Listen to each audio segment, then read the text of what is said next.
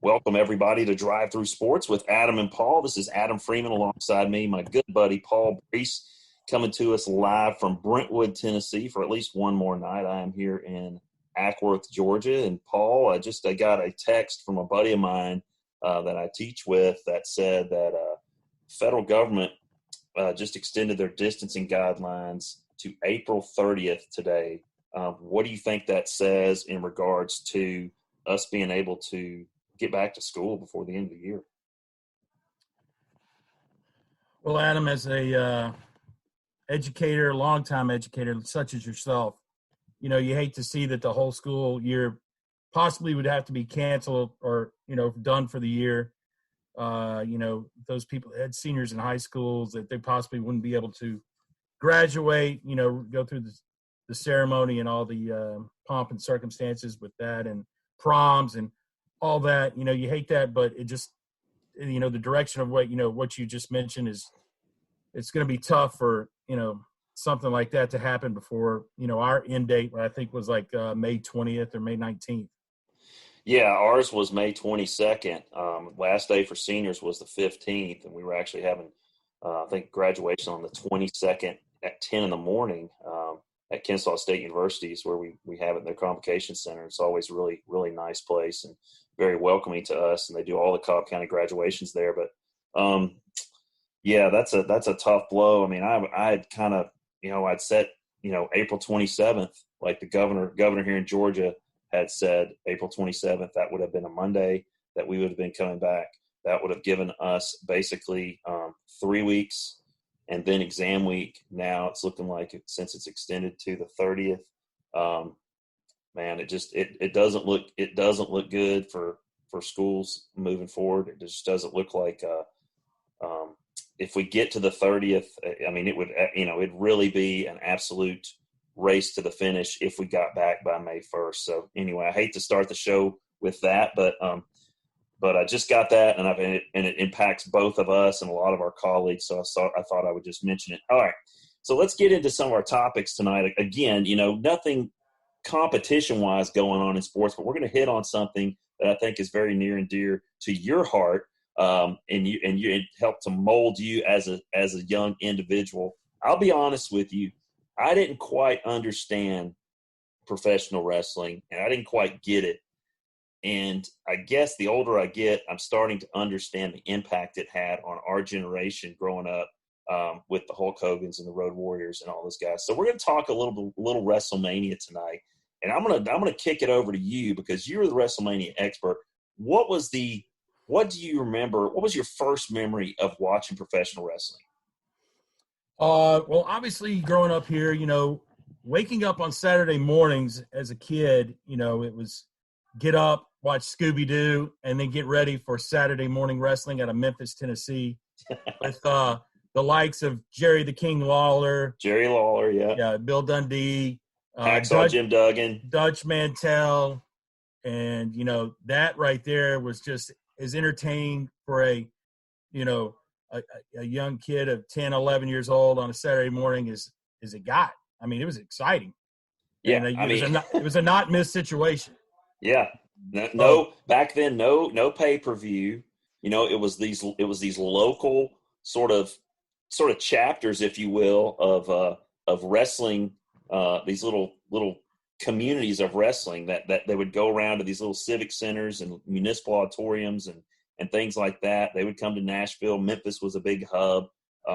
Birmingham, even some smaller towns in northern Alabama, southwest Tennessee, Arkansas, Louisiana, Georgia, up into the Smoky Mountains and that sort of stuff. And yeah, all those guys that you mentioned, I mean, they kind of laid the foundation for what later became, the World Wrestling Federation, and the Mean Gene Okerlunds and the Hulk Hogans that really influenced kids in the 80s.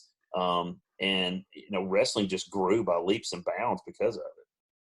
Yeah, I mean, it was obviously, just the whole showmanship of all the sport is something that we didn't know anything about.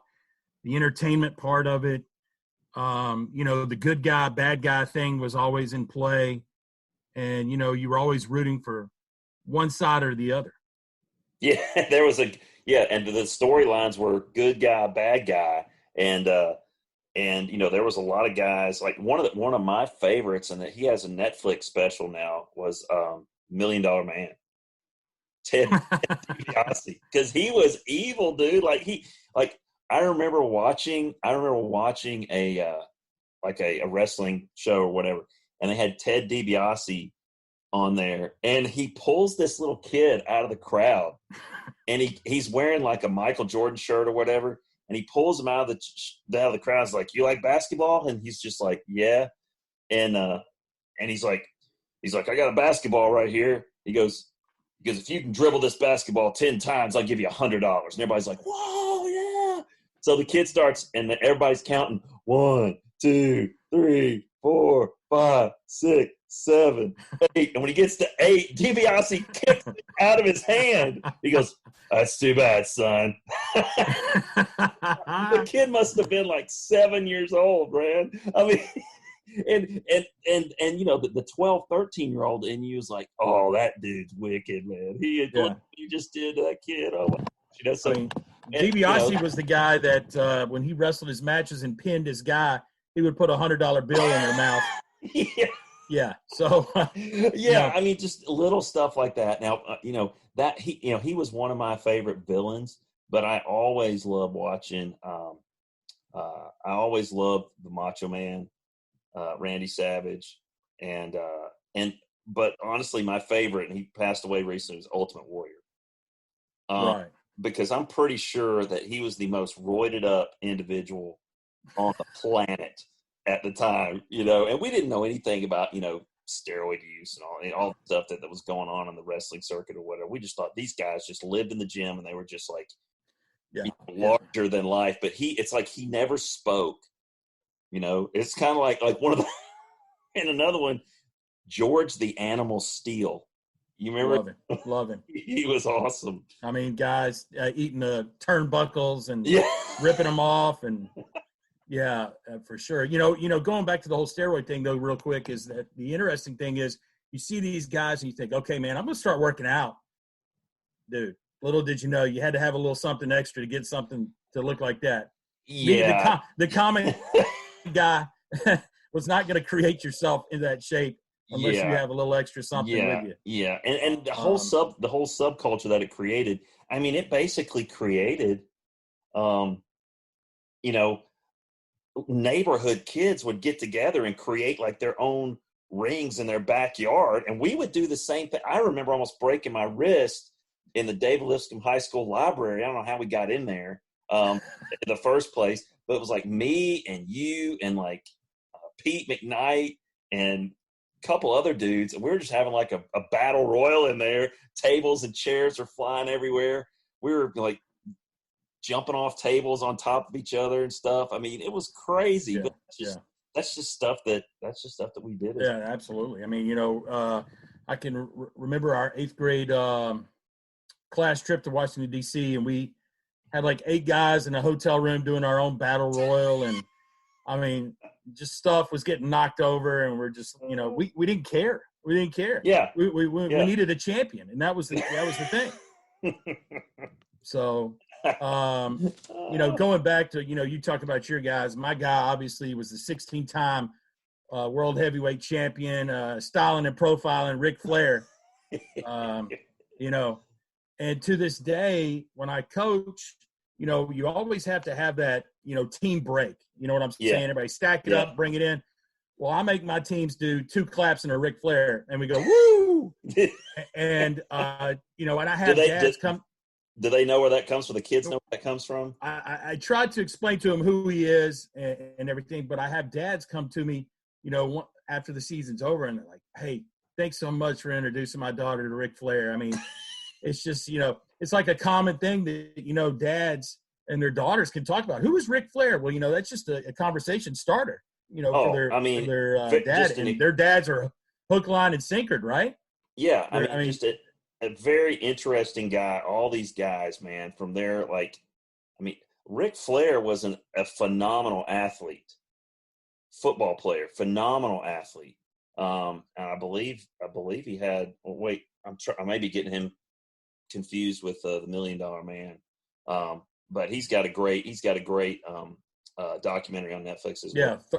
Ric Flair has a great 30 for 30. It's awesome, man. It's really good. If you're a wrestling fan, you absolutely have to watch that. But you talk about, getting together and reenacting wrestling. That's kind of gets us into our next topic. That's kind of something that we did, like when we would have lock-ins at church. I mean, that would be like, okay, you pick sides, and all right, at some point during the middle of the night, we're going to meet up in the teen room in the building, and it's on. Yeah. But those lock-ins were they were the stuff of legend. Yeah, and obviously, I don't think you can find a church around that possibly even does a lock-in anymore. Oh, no. I mean, we were in our prime to get away with stuff like that. I mean, hide and seeks in the church. Oh my gosh! You remember, like giving 14-year-olds free reign in a church building, into the baptistry and in different areas, and you're thinking, what are we doing? What? They're letting us go anywhere. Yeah, exactly. Okay, so here's the thing. So, where was your favorite hiding place during the lock-in?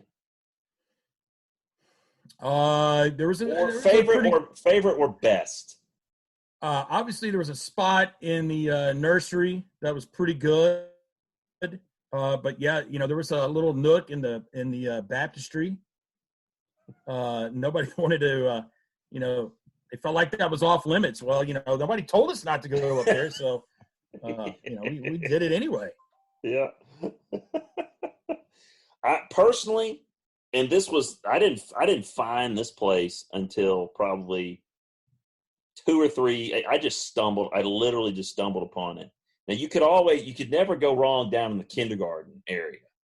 Oh yeah, down in the basement. But you had to be brave to go down there. It was dark. It was really dark. It was a little creepy. Whereas the auditorium would seem like the worst place to hide. However, up on the stage, when you were on the stage, you know where I'm going with this. Now I do. On the stage, there were 2 vents, one on either side of the podium, and they the stage was elevated, and it led down. And if you pulled those off, it was probably about, I don't know, maybe 18 inches wide. And we were small enough, we could get down inside there, and we would put the tops back on the vents, and you could see people just running past, and they'd be walking right on top of you, and you're right under there, and you're just like, oh man, they're right on top, they can't see us. But I mean, you'd win every time if you hid there. And I can remember being down in there with me and Kevin Bain got down in there one time, and I was like, shoot, man, we've been down here 45 minutes. It's like the game's probably over, and we're just still hanging out in here. It's getting kind of hot, and we'd always end up giving ourselves up because we'd get down in there and nobody could find us, and everybody was like, where'd y'all go? And we finally let the cat out of the bag, told everybody where it was. But yeah, those were good times. Obviously, the church that we grew up at, we would go to church camp, and there was absolutely no mixed bathing, right? Oh, none. So to give us a lock-in with co-ed lock-in, it's just it blows my mind. Yeah, that they would allow that. Yeah, it almost seems counterintuitive to every single thing that we would taught every other 364 days of the year. Right. But yeah, it's but just getting back to the building. We didn't get back to the building a lot of times till 11:30. That's when the lock-in started, because there was always an activity, to get you from 7 to 11:30. We go to, bowling, John Philip Tubas or bowling or Pizza Hut and roller skating, ice skating, something like that. And then we get to the lock-in part. And to be quite honest, that was like, the other stuff we could do anytime. But to have free reign in a church building, you get that like twice a year, And so I can remember, being in the sound booth and, up in the ceiling tiles, and just like you said, just anywhere and everywhere that you normally would never ever have access to, that we would have access to. Now, you and we alluded, and we were talking earlier before we started recording this episode about a particular lock-in that kind of went south. And it went south because at about 1 a.m, we started getting some sleet and some rain. And John Castleman, who was one of the chaperones, he had kids that went to the church. He was one of our sort of youth leader parents and things like that. And he went to Colorado with us and stuff like that, and just lived right down the street from me. We had that old school bus. It's not black and white. It's like, it was white and green.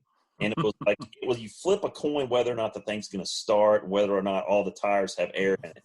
So basically, they're like, well, we're not calling your parent. We're just going to take everybody home, like a bus route. And I mean, we were all over the county, because you had like Tiger Walker that was way over off Crockett Road, and Greg Alexander was down to Edmondson Pike, and then you had the most dangerous route, which was Holly Tree Gap, which because you drive that every day now. Now, do you remember that trip on that bus? 100%. Oh, because they were they were the first priority, because everybody knows that once Holly Tree Gap gets a little bit of ice or a little slick, they will shut it down and you can't get back there. And that's where they live. So John's like, we got to get the Eisenbergs home like pronto. So we go down Franklin Road, turn on Holly Tree Gap, and we're coming up. And I don't know where you were sitting, man, but I was like right over the back tire. And we started to slide, and obviously you got to set up Holly Tree Gap for those people that don't know. They don't get it. When you're climbing up this hill, and there is a flashing sign that says you're going too fast, when to take on this hill going down the hill.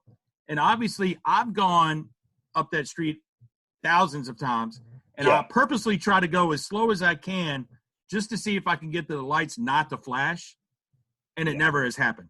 Yeah, because it's so dangerous. Now, it's no long street drive for those of you that are familiar with Brentwood, and that's a whole other story.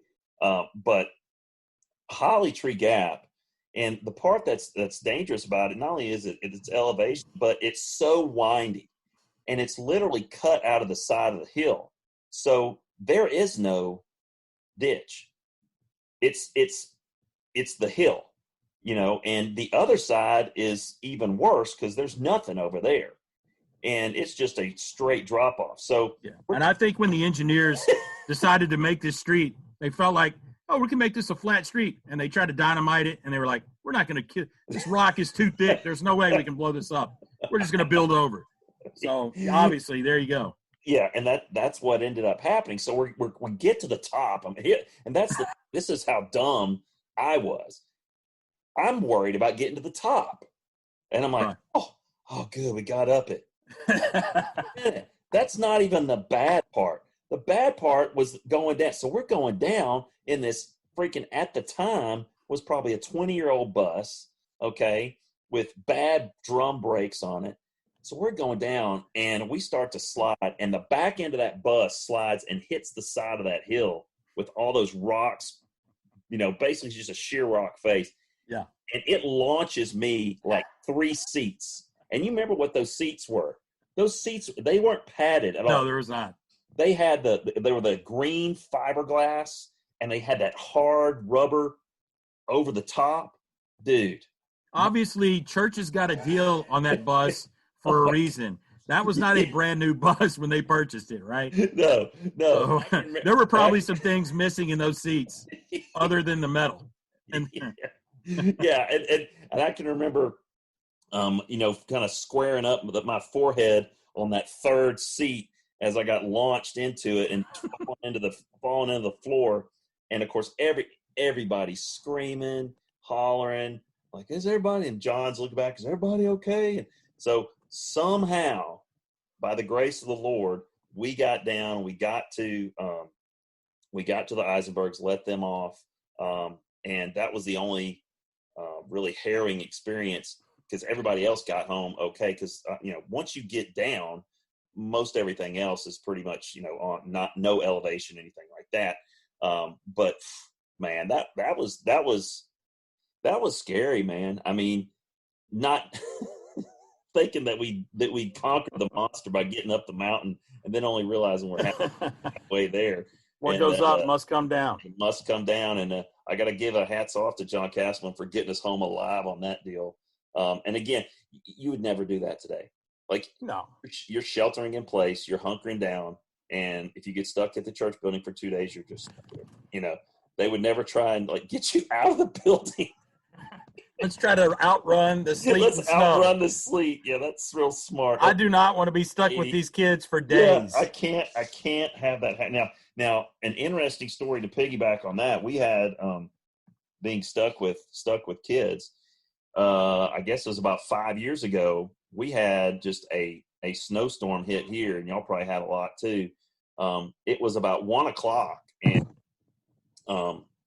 it started snowing outside, and Leslie is sending me these pictures of our back porch and the grass in the backyard, and it's already covered. She's like, "Are y'all dismissing early?" And it was 1:15 or so. I was like, "No, they hadn't said anything." Well, so at 1:30 they make an announcement. Okay, all seniors and car rider, or if you drove to school, you may leave. Buses have been called. They're on their way. Okay, so when you tell 600 teenage drivers that they can leave, and the parking lot is already covered in snow. It was ridiculous. It was so bad on the roads. All the schools let out within about a 30-minute time period. You're struggling to get buses everywhere. And Leslie called me and she said, "Hey," because I'm about 10 miles from where I live from my work, and it's just 2-lane roads. And she goes, "Hey," she goes, "people are leaving their cars in the middle of the road. It's so bad." She goes, "Do you have food at school?" I said, "Yeah." She goes, the power's still on, right? I said, "Yeah." She goes, "You should probably just stay there because you will never make it home. Traffic is terrible. It's taking people." Like, my brother-in-law got home from his school in Woodstock, took 7.5 hours to get home. And I was like, "Yeah, I'm hanging out." I had a drawer full of freaking Reese's peanut butter cups and Snickers. And so it ended up being me and the head basketball coach, Steve Linehan, hunkered down. And the last student left our school at 9:30 that night. Wow. So, now, there are a lot of schools that kept kids that had to stay with them overnight. Now, Steve and I, we just weren't going to get out, and we hunkered down in the school. And I'm telling you this, there ain't nothing scarier in the middle of the night than an empty school, aside from maybe an empty hospital. Okay.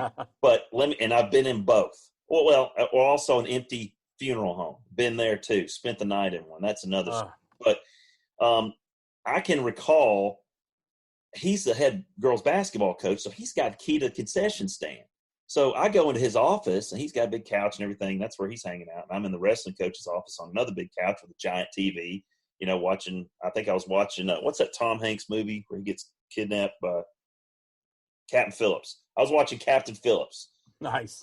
So I take a break, and I go in there. It's like, "Man, I'm hungry." He's like, "You have a key to the concession stand?" He's like, "Oh, yeah, let's go get something to eat." So we go in there. I go and I make some popcorn. I get 2 corn dogs, freaking nachos, 3 Mr. Pibbs. I mean, you should have seen this spread I had. And he got all kinds of candy and stuff too. We took it back. So we survived fine, but we were lucky that we got, that it was just us there.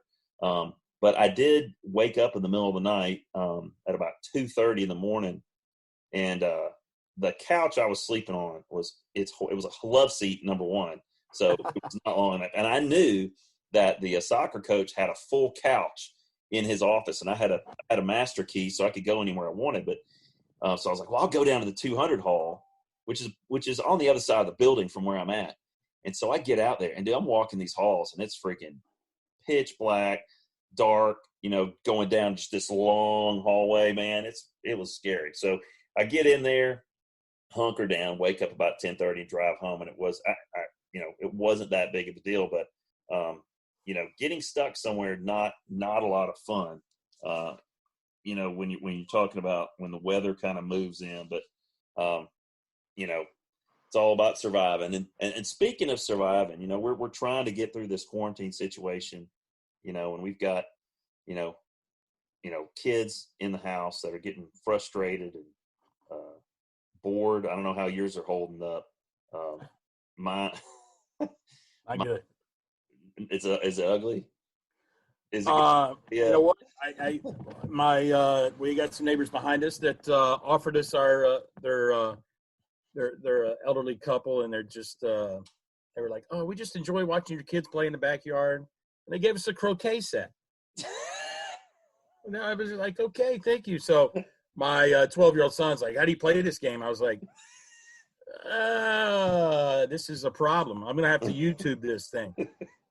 I forgot. I know you hit the ball through the little thing, but yeah, man, that's such a 70s game, man. I remember having one. I was gonna say some of these people don't even know what croquet is. Yeah, and I didn't play it right back then, and I'm pretty sure I wouldn't play it right. Yeah, I know. Right I just told him not to hit his sister with the mallet. With the mallet. Yeah. That's the key. So anyway, that's the key. Yeah, no, we don't want any mallet injuries because elective surgeries are not exactly a problem. That's right. But yeah, with the kids and having them at home, it is a blessing to have everybody under one roof and getting them to, you find out some stuff, about kind of a little bit more when you spend more time, you find out some strange things. One of the things that I find, and we talked about this earlier, is I find that jeans with holes. Okay. Now let's contrast, because we had jeans with holes. I mean, am I right? Sure. Yeah. I mean, and you were cool. It was cool. Now, the holes were the result of a very rough life for your jeans. Okay. Correct. And let's be honest, when it came time and the jeans got a little bit thin around the knee and you got that little hole, see, you just helped it out. You just helped it out a little bit, pulled on it a little bit, and then it got to be that cool size where when you're standing up, you could see the big slit there, and when you squat down or whatever, it would rip some more, right. and it would just get more tattered, and the more tattered it looked, the cooler it was.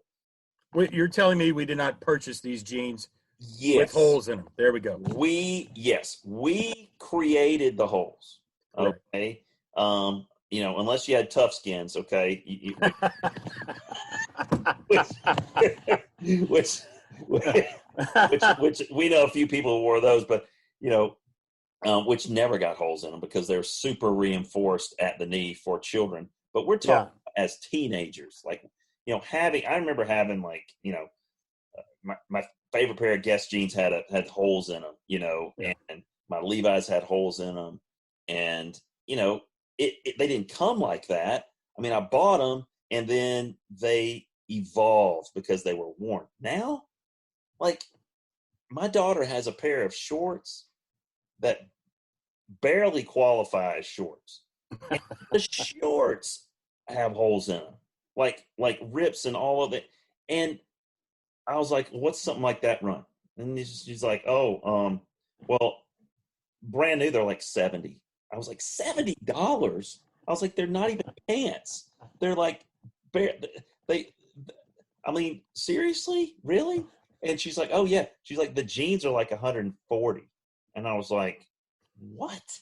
I mean, is this real? I mean, are you, is this foreign to you? Are you? Oh my goodness. I tell you what, first of all, you got to understand that I would have gotten yelled at if I'd have gotten a hole in my jeans to start with as a kid. Right? If you would have shown, your mom's washing your jeans and you're like, what is this hole doing? How did you get this? Little did I know that, we were already setting the trend. Well, we were actually ahead. We were actually ahead of the curve. Ahead of the game. But, it's obvious, it's both of us as educators, we see a lot of fashion circles that come back into play when we were young. But the jeans with the holes in them is beyond me. And, you know, when you have to create rules specifically in your Yeah. school for this, Yeah. you know it's a problem. Yeah. But, you know, you're talking about the shorts, you know. Some things that interest me is like when girls have like on these extra long T-shirts and they have the shorts on and you're like, is that girl wearing shorts? You know, you're like, what is going on? Yeah, it's absolutely bizarre. Yeah. The fashion is and here, but here's one thing. You know, we've seen the resurgence of the Doc Martin boots. They're back. We've seen the resurgence, big time resurgence of Vans. Now, you and I both know that, like, if somebody was wearing Vans back in 85, 86, 87, stereotype, you're either skateboarder or BMXer. That's it. right. And if you weren't and you wore Vans, you were just plain weird. Okay. Nowadays, Vans they're actually pretty cool. They've got some different, they're not all the checkerboard stuff. They got some cool stuff, but you know, kids are buying those again. Yeah. And, You should not purchase shorts when you can see the pockets, the outline of the pockets that are longer than what the shorts are going. Yeah, that's a definite. That's Chuck Taylor's, right? They're back, man. Yeah, I mean, and they've been back. You know, and obviously my kids are like, "Oh, look." I go, "Calm down." 1970, relax. 1980, I got it. Yeah, I've been there, done that. And here's the thing too: that as much stuff has come back, I'm actually glad to see that parachute pants have not. Man, are you kidding me? I am a huge parachute pants guy. Oh God. Oh my goodness! I tell you what. I think so. Well, when the tightroll comes back, I'm going to make a video on how to do the tightroll for jeans because I was the king. Now, whether our good friend Kevin Bain could wear them with loafers is unbelievable.